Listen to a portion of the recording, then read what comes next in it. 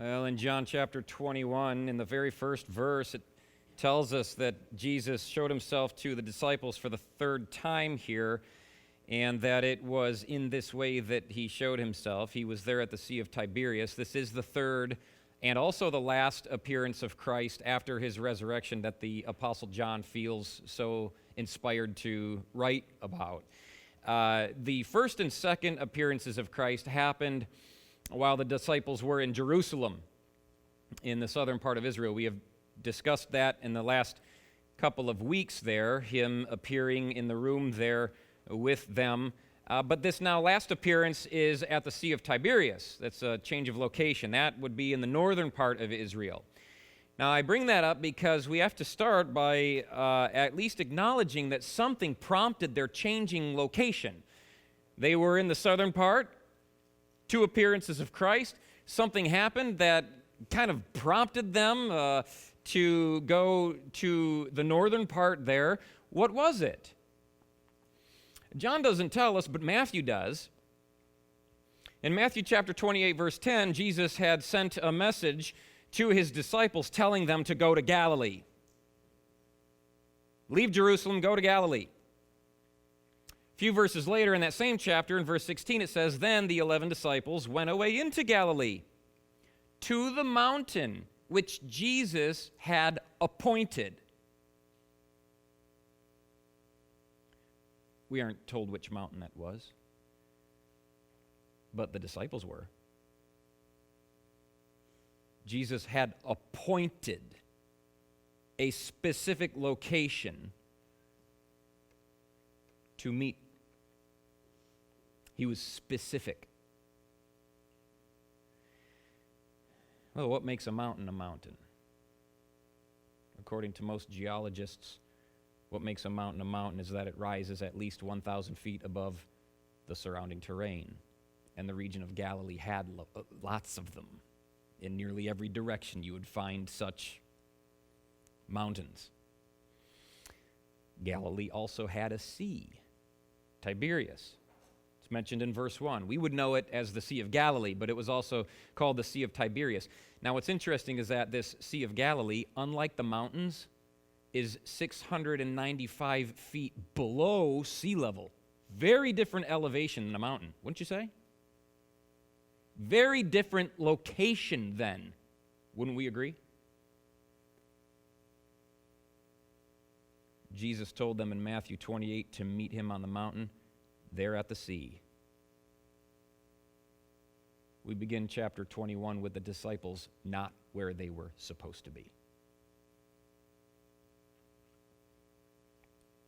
Jesus gave them a specific address, specific instructions,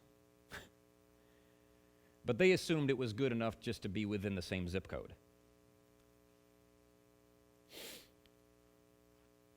Brings up a question before we really even get into the text this morning, and I want you to think carefully about how you'd answer this one. The question is this: how close exactly should we be to the will of God?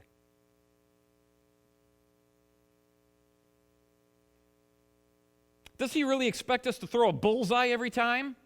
Or is it okay to just kind of hit the dartboard? Anywhere is okay with him. I don't know, if it's just the dartboard that he's looking for, well then is it okay if I just miss the dartboard entirely as long as I hit the back wall somewhere? And if that's okay with God, can I just take my dart and stick him to the ceiling and, kind of wherever I please? Do I even have to be in that room? You have to understand that this is a pretty slippery slope, isn't it?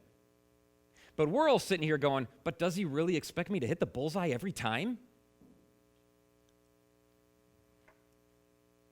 See, the details of what we find here at the beginning of the chapter almost require us to make a judgment before we go any further.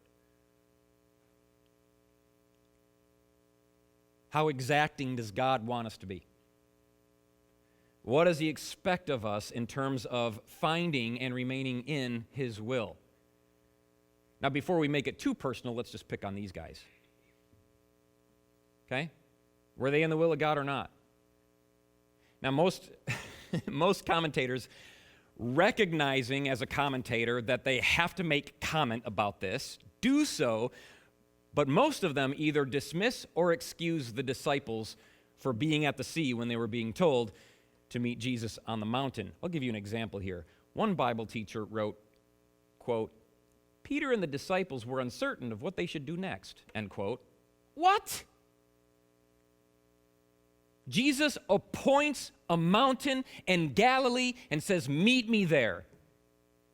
And they were uncertain of what they should do next? When Jesus tells you what to do and where to go with specificity, are you excused for uncertainty at that point? He's been clear. He's been clear.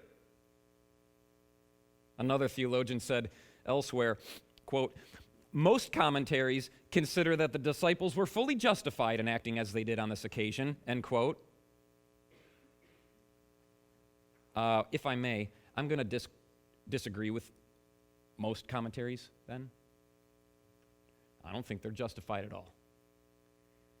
When Jesus tells you to do something, you ought to do it. If you don't, that's called missing the mark. So, back to the same question we were already asking. How exactly are we expected to behave in terms of the will of God? Should we be spot on or what? What do you think? How careful should we expect a person to be in making sure that they are in the will of God? I think we got a lot of Christians today, at least in my own culture here, who kind of run around assuming that, well, because I'm Christian, I'm in the will of God. Really? Really? Really? And don't let yourself off the hook here. Either God has a will for your life, like a plan that's glorious and wonderful, or he doesn't. Now, we all know better than to say that he doesn't. He created you with a purpose. That's one of the wonderful realities about being in the will of God. There's purpose there. So shouldn't we then be in the will of God, or should we just kind of wander around outside the will of God and rejoice in the fact that we're supposed to have purpose when really our life is not being lived with any inkling of purpose when we're out there?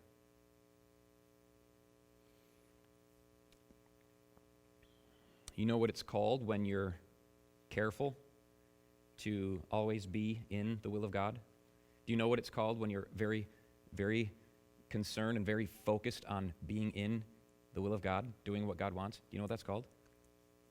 Reverence. It's called reverence. That word is found twice in the New Testament, and in both instances it means caution. Caution. The first time it's used is in Hebrews 5:7 to describe the caution that Jesus used with regard to being and staying in God's will. Jesus was reverent, extremely reverent to God, cautious that he was in the will of God at all times. The second time it's used, the last time, the only other time it's used in the New Testament is in Hebrews chapter 12, verse 28. To describe the caution we should be using in regard to being and staying in God's will. We're talking about determination. We're talking about attentiveness. We're talking about reverence. Reverence. So if we take those two instances in which that word is found in the book of Hebrews, we learn very clearly here that as careful as Jesus was to say or not say, do or not do, go or not go according to God's will at all times, is as careful as we're expected to be to remain in God's will at all times. The disciples obviously weren't there yet, and neither are we. Can we get that out of the way? None of us in here is as cautious as we ought to be. None of us is living life like Christ was, in the will of God all the time. None of us is as reverent as we should be. Well, they'll get better at it. We'll see. But will we?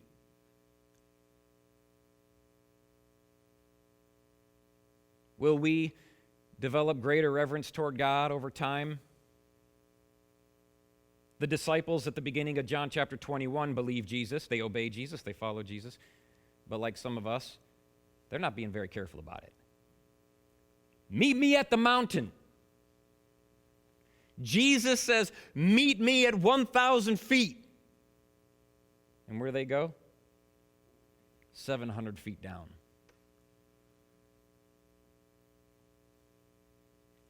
Well, Simon Peter in verse 2, Thomas called the twin, Nathanael of Cana in Galilee, the sons of Zebedee, that's James and John, and two others unnamed, all disciples of Jesus. They were together, and Simon Peter says, I'm going fishing. And they all said, us too.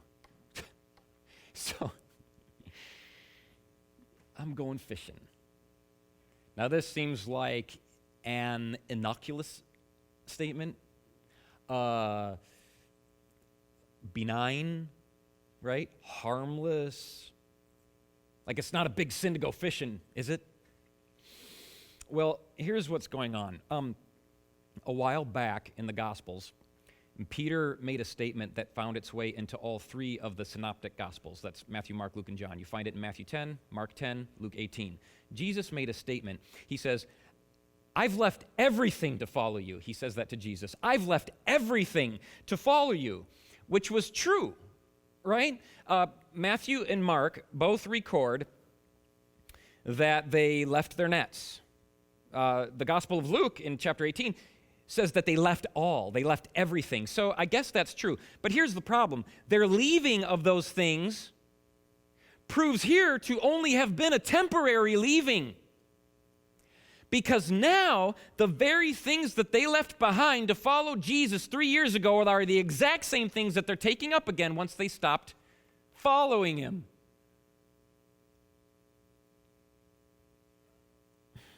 They've gone back to their old life. Exactly the way it was before they ever met Jesus at all.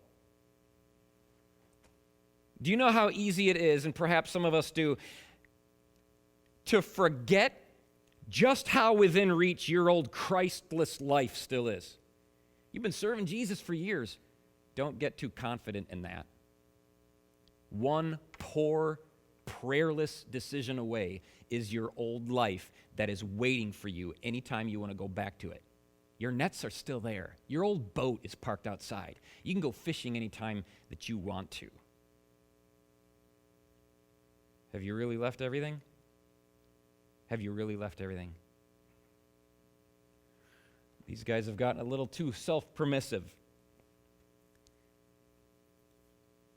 Now ask yourself if you're a little too self-permissive. Like these guys, do you allow yourself to fudge a little bit on obedience and being in the will of God? Are you as cautious as you ought to be? Because for these guys, next thing you know, they're right back to doing the same thing they ever used to do, which for them is fishing, might be something else for you. Nobody in this room that I'm aware of was once upon a time a fisherman, but we do have a few people in recovery. We do have a few that have escaped the clutches of sexual sin. We do have a few people that have perhaps criminal activity on their record. We do have a few people who are perhaps notorious for being absolutely deceitful and vindictive and maybe in some cases violent. So it's not fishing for you. But let me ask you, what were you doing before you met Jesus? What did your life look like before you met Jesus? Because it's still right there. It's right there within your reach. So that's where we find him at the beginning of the chapter. And they, that night, caught nothing.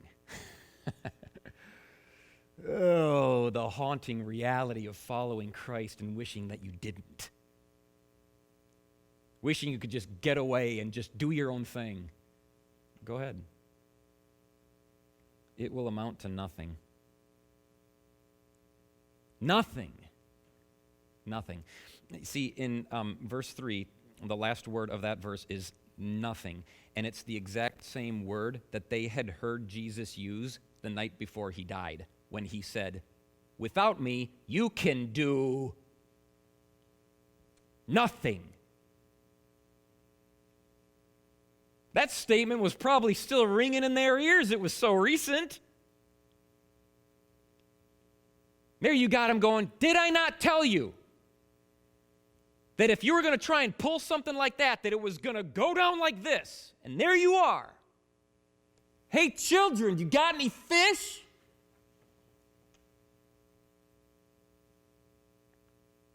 That night they caught nothing. No matter how hard you try, no matter how hard you try, your life will never be complete without Christ. Never. Those who especially know the truth of that are those who have, for however long, actually had him in their life. If you've tasted and seen that the Lord is good, there's no going back. And if you try to make a break for it and think that you're going to do all right on your own, living a Christless life just like you used to, you're going to find out that it will result in nothing. These guys, they've left the will of God, and they've tried all night to prove that they can manage on their own out there. Trying really hard, too, because you can imagine that these guys are really they're fishermen. They're going to get the job done. And no matter how hard they try, it's just all they've done is to prove how big of a failure that they are without Jesus. So morning comes, and there's Jesus on the shore. They don't recognize him. And Jesus hollers out there, "Children, you have any food?" Of course, he's hollering because they're about a football field away. "Chill, hey, you guys got any food?" The word children there is informal. It's an informal designation. It's like saying, "Hey, guys." Okay? So it's not a term of endearment, like affection, like we've seen him use it in the past, nor is it, he's not chiding them. "Hey, you immature fools." He's not doing that. It's just a generic greeting, which is interesting because verse 4 told us that they only recognized Jesus as a stranger, and now here in verse 5, Jesus is only regarding them as the same. Strangers. Hey, guys. They don't recognize him. He's not acknowledging them. In other words, their relationship just isn't what it used to be. The Bible warns us that when we try to manage our life in the strength of our own flesh, we are estranged from Christ. You can go ahead and try, and God will allow you to do that. But they are estranged from Christ. The relationship, the intimacy and the warmth of the relationship that used to be there ain't there anymore. I'll bet some of us have felt that before. Jesus is there, but he ain't close. Like there's a football field of separation between, at least it feels like it. I don't recognize him like I used to. I'm not picking up when he's part of my life and when he's working. I don't see him there, and he's not exactly walking on water to come out and hug me. He's keeping his distance, and the relationship is gone. He says, do you have any food? Do you think that he didn't know the answer to that question?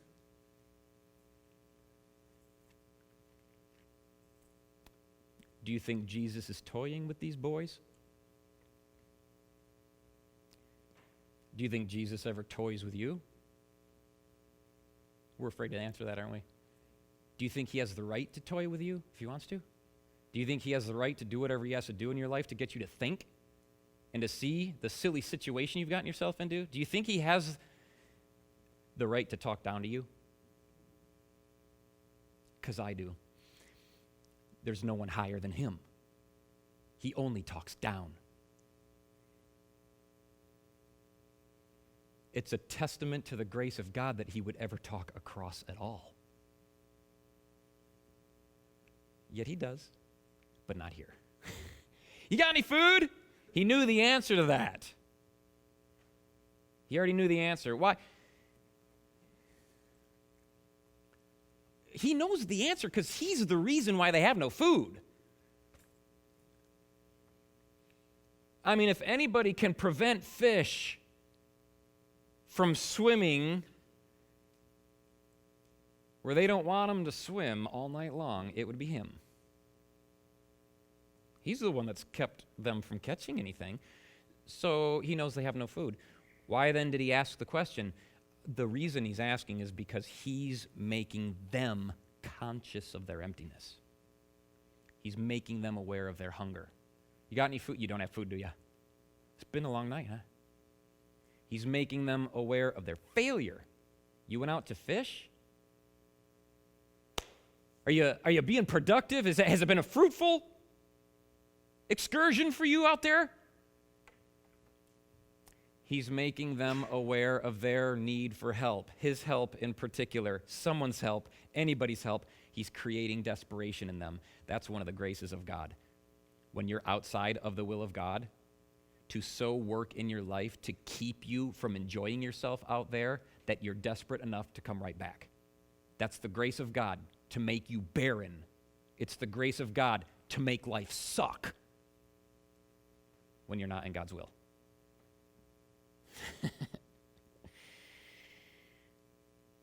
So he's making them aware of the fact that they're out of God's will. And it's interesting here, when he says, children, do you have any food? That is, the word food there, it's the only time it's used. In the whole New Testament, there's a particular Greek word that's being used here. It's the only time that you would find it in the New Testament. So I don't know that food is a good translation. I don't know if some of yours might say fish. I don't think fish is a good translation. He's speaking here of something more specific than food. In fact, the term suggests a sort of relish that was, of course, fish-based. So if you think fish spread, okay, like the stuff that they used to make out, we'd go to this place out in Bayfield, and they would sell this cheese spread that was mixed with salmon and fish. It's really good. Put that on crackers. At any rate, Jesus is asking about something specific, something eaten with bread to make an otherwise bland meal a little more exciting and a little more nutritious. And Jesus is asking them if they have that, even though he knows they don't. You being nourished? Is life exciting right now, or is it still kind of bland? Do you have relish to go with whatever you're doing out there? He knows the answer is no. Okay, the long and the short of it is, when you're outside of God's will, Jesus knows you ain't having a good time. You can try and fool yourself into believing that you are. You can lie to everybody around you and try and insist that it's going well, but you in your heart know, if you're not in the will of God, you know that life is terrible. That's why so many people numb it with whatever they can. Alcohol and drugs, legal or illegal, lots of entertainment, lots of movies, lots of TV, anything to help me not think about the reality that I face outside of the will of God and how awful and meaningless and empty I feel right now. I got to fill it up with something, food or pleasure and sex, and then the world just keeps going, yeah, keep eating, give you whatever you want. And Jesus is going, you're stuffed and you're still hungry. You've been fishing all night. Is that what you want? You want more? Then fish all day. You can fish till you're dead. You ain't going to catch nothing. So Jesus goes, cast the net on the right side of the boat and you'll find some.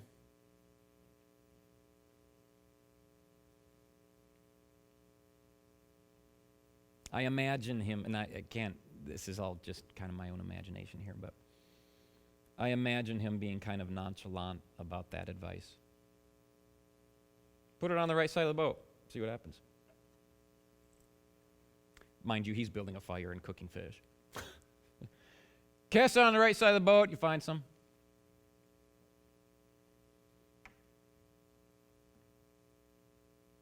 The right side of the boat. As opposed to the left side? Or as opposed to the wrong side? Cast it on the right side. Yeah, because Jesus is the only one who knows where and when and how to make life exciting. He has told you and will tell you always. He's not hiding his will behind his back. You know, sometimes people, I'm trying to find out the will of God. You probably already know it. I mean, don't try to paint a picture of the God that I'm aware of as one who kind of plays the shell game with you. Pick. Oh, you missed it again. Which hand? He's not playing games. This is the God I know. This is my will. Do it. We're the one playing the shell game. Oh, this one? You know it's not that one. Stop playing games. Go do God's will. I believe God is one who hates it when people misinterpret him and don't get it. That's why he became a man. He's like, quit getting me wrong. Here I am. Make stuff up about me. Jesus is the only one who knows how to make your life exciting. He's also the only one who really knows how to make it shallow and meaningless. Right? Something kept the fish away all night. Guess who that was? Something also made 153 of them swim into the net that morning, and it wasn't luck. It wasn't coincidence. It was Jesus Christ showing 7 men that life without him is empty. Empty, in contrast to life with him. Has he shown you that yet? How empty and shallow and meaningless life is without him in comparison to how full and vibrant and abundant it is with him.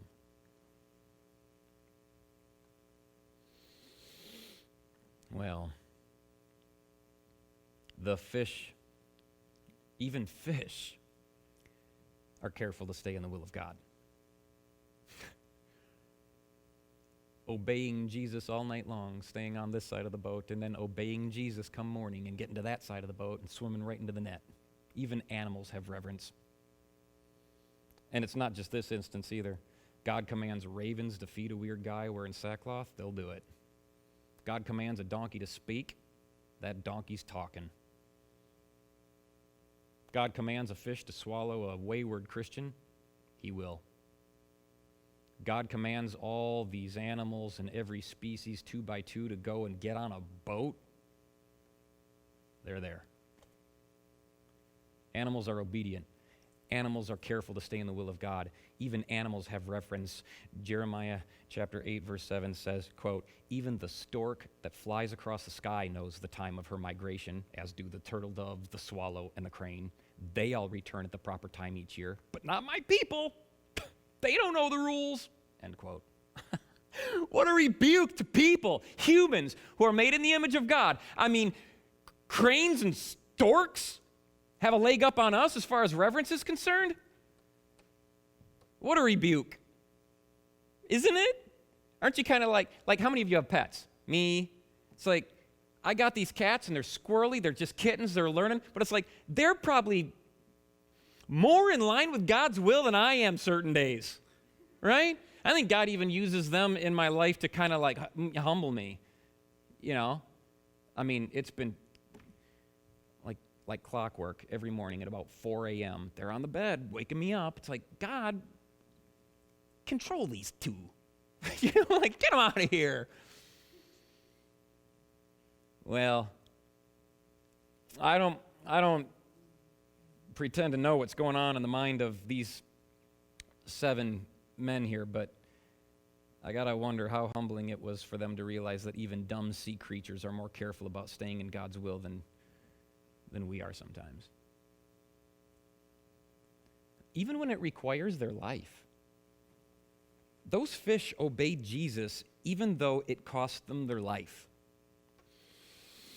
And it's this verse 6, by the way, that marks a spiritual transition for these guys. They've been in disobedience, they've been out of the will of God, but now they have obeyed Jesus by casting their net on the right side of the boat, and their disobedience is over just as soon as their obedience begins. It's black and white, okay? I want you to notice that the change, the effect of obedience versus disobedience is immediate,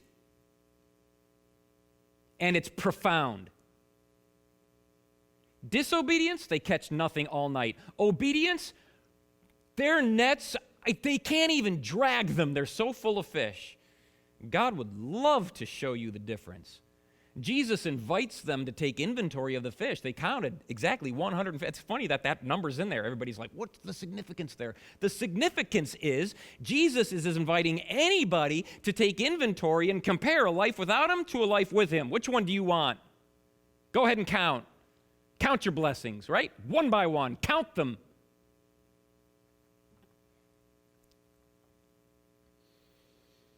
Well, John gets it quick.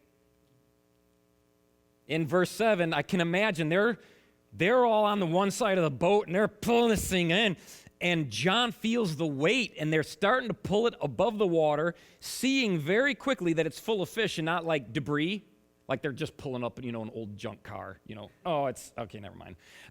It's fish!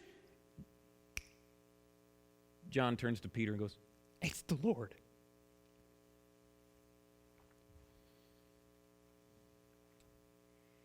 Doesn't take him long at all. He's the first one, by the way, to identify Jesus out there. He knows it's him. And it's not because he recognized his face. It's because he recognized the effect of his presence. He knows that this is the kind of stuff that happens when Jesus is around. Because it happened 3 years ago in Luke chapter 5. Fishing, ain't catching nothing. Jesus tells Peter, hey, let me into your boat. Jesus gets in the boat. He says, put out a little bit from shore. They put their nets down. They catch so many fish, the nets are breaking. The boat's sinking. That was his introduction. And now it's happening again 3 years later. And John's like, this could only be Jesus. He knows what Jesus is capable of. He remembers what Jesus has done for him in the past. And he recognizes that he's near again based on that. And I don't know that everybody has the ability to spiritually discern God's activity in their life, but some people can. If you're not one of them, you do well to connect yourself to somebody who's able to. Stay close to those. I mean, if it wasn't for John, would the other 6 have ever put 2 and 2 together? Would they ever have realized the significance of what was going on? John is the one that went, it's Jesus. But what? We weren't even thinking of that. We were just thinking about payday. Well, John is the first one to recognize Jesus' presence, but Peter is the first one to act. He puts on his jacket and jumps in. The word is plunge. You got to wonder if at just the split second as he's getting out of the boat, was he trying to walk on water again? Because that happened once. He's like, Jesus! And he's just manic. He needs to close the gap as fast as he possibly can, and he ain't waiting for anybody. He doesn't care how uncomfortable it is. He doesn't care how silly he looks. There's Jesus. Nothing will stop me now. Truly, he's leaving his nets. He's leaving everything. By the way, I just encouraged you, if you don't have a lot of spiritual discernment, to connect yourself to somebody who does. I would also say it would be good to surround yourself with people who are like Peter and are quick to act. They're willing to do something. They're going to pursue Jesus no matter what. People like that. So the other disciples then, they came in the little boat. They were not far from land, about 200 cubits. that's 100 yards, dragging the net with fish. And then as soon as they came to land, they saw a fire of coals there and fish laid on it and bread. So Jesus already has breakfast going. Now, these guys were explicitly told to meet Jesus 1,000 feet above sea level, but they went fishing 700 feet below instead, right? And Jesus doesn't seem to be bothered about that in the least. That's odd. I think sometimes we expect the very opposite from Jesus than he actually presents. They were supposed to meet him on a mountain. Listen, Jesus knew he wasn't going to find him there. Not those guys. Not those guys. He knew where they'd be. He wasn't surprised to find him in that boat. Jesus knew them better than they knew themselves. And while they were out there on the sea, acting like their old selves, he was on shore preparing them a hot meal. So they finally make their way back there. Jesus says, "Bring some of the fish you caught."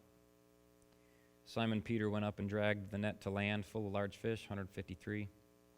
The net wasn't broken this time. And Jesus said to them, "Come and eat breakfast." Yet none of the disciples dared ask him, "Who are you?" They knew. I want you to notice in this entire narrative how little these men had to say. These guys are speechless at this point. Okay? So far, the 7 of them have spoken no more than 5 words collectively. There was the "no" when they were asked if they had any food. And then there was John's impulsive, "It is the Lord." So, no, it is the Lord. 5. These guys are pretty quiet, aren't they? So, none of them have anything worth saying. They've been faithless. They've been foolish. Each one of them has thoroughly embarrassed themselves in front of Jesus Christ. If we knew these men, someone once wrote, we would discover that they were no different from us. And when we get into the presence of the Lord, we won't have much to say either. Perhaps then, more than ever, we'll realize how faithless and foolish and embarrassing we've been to ourselves. Like, there's no room for pride in the Christian life. You know that, right? Like, we do everything we can to just tear that to shreds around here. Like, if you're proud, if you think you're awesome, hang on. We'll help you see you're not. We'd be glad to do that. It's the best thing we could ever do for you. Jesus will. He'll help you realize that. He's glad to do it. Why? Because he likes to. Hey, he does it because it's good for you. He wants your life to be abundant, but it can't be if you're full of yourself. Well, these guys don't have anything to say. I think they're extremely humbled. Not the least of which is Peter, no doubt. This had to be particularly humbling for him, especially when we remember the last time we read about him warming himself around a, quote, fire of coals. Yeah. The night Jesus died, Peter was warming himself around a fire of coals in fellowship with the enemies of Christ. Remember that part? Denied him? In fact, that's one word in the Greek language, fire of coals, and it's only used twice. Right here, and John 18:18, when Peter was warming himself around the enemy's fire. So here you have Peter come in, and the first thing he sees is a fire of coals. Last time he was huddled around a fire, he was in denial of Christ, and here's Jesus making an identical fire, going, "Come and fellowship with me now around this fire. Warm yourself by mine. And eat with me. I cooked you breakfast." If I'm Peter, I'm coming up shore just going, Oh, fire of coals. Are you kidding me? Oh, is he mad? He's cooking fish? That must just be for him. He's not going to let me have any. He's probably going to drown me.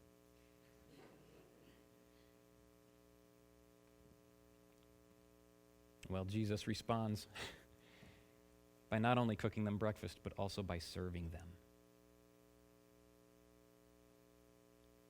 In verse 13, Jesus came and took the bread and gave it to them, and likewise the fish. Peter's going, is it laced? Like, is arsenic in here? I don't. Is it poisoning me? Is it okay to eat with Jesus after I've done what I've done? I mean, Peter, not only had he denied Christ and all the rest, he was the instigator of this fishing incident, right? He's like, I'm going fishing. One goes, they all go. He's responsible. He's a born leader. It's not, is he a leader? It's what kind of leader is he? He's either leading people away from Jesus or he's leading people to Jesus. I think that Peter is sufficiently humbled here. It's amazing that for all their irreverence and all of their disobedience, all they get from Jesus is grace and mercy. And that's enough right there to shut them up. They got nothing to say. You ever had an I'll never do that again moment? You ever had one of those times in your Christian walk where you left God's will? And even though nothing terrible happened, like you didn't die and you didn't kill anybody, there was no international incident or nothing, it made you sick anyway. So much so that even now, you're still embarrassed about it. Every time you think of it, you're still haunted by it. And all you can think is, I knew it, I knew I shouldn't have done that. Peter did. And John did. And Thomas did. And many others have. And you might be one of them. You know what that's like to leave the will of God and be so sore about it. Well, if you are familiar with that, then I think it's important this morning to consider how you typically respond to Jesus in that I'll never do that again moment when Jesus has every right to strike you with lightning, but instead he cooks you breakfast. How do you respond when you're treated undeservedly well in light of how disobedient and irreverent you've been? Do you, like the Apostle Paul says in Romans chapter 2, despise the riches of his mercy? Not realizing that his kindness is meant to turn you from your sin? Some Christians are going to live the majority of their life outside of the will of God and expect Jesus to cook them breakfast every morning anyway. That's despising the riches of his mercy. You live in deliberate sin and you think that Jesus is just supposed to make your life even better.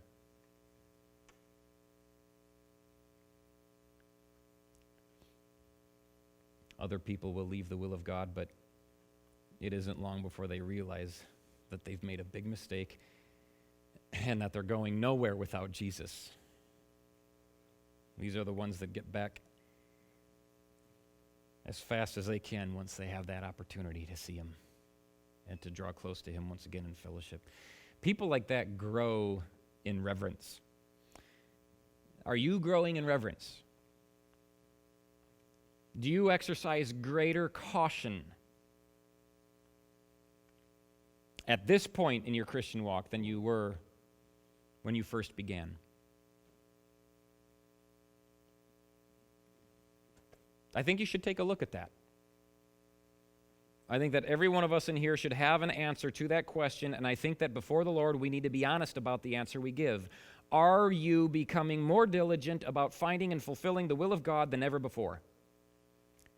They were. They were. All of them. Each of them. It's interesting because none of these guys returned to fishing after this. They hung up their nets for good. It wasn't until that morning on the beach of Galilee that Peter could finally say with any permanence, I have left all to follow Christ. Peter's old life was gone. He's done with it. Are you? Are you more cautious today than you were when you first began Christian about doing God's will? Are you cautious? Are you focused? Are you determined? Are you careful? Are you any closer today than you were in the past to having enough Christian integrity to say, I too have left all to follow Christ? Do you revere God? Do you have reverence for Jesus? Well, this morning, Lord, we're in a funny spot because while none of us in here would admit, I think, if we're honest, to having perfect reverence, great caution, Christ-like determination to do all of God's will, I'd like to believe that we're growing in that. Though there are times when we, like the boys in this chapter, go astray, we make a break for it, we go back to our old life, only to come face to face with you at a time when we did not expect. And for any of us who have ever found themselves in that position, confronted by the Lord Jesus Christ, not with a sword, but with a blessing, with breakfast, so to speak, whatever it is that we are in desperate need of. When Jesus comes and gives us what we're hungry for, what can spiritually nourish, that which will make our life exciting again, worth living again.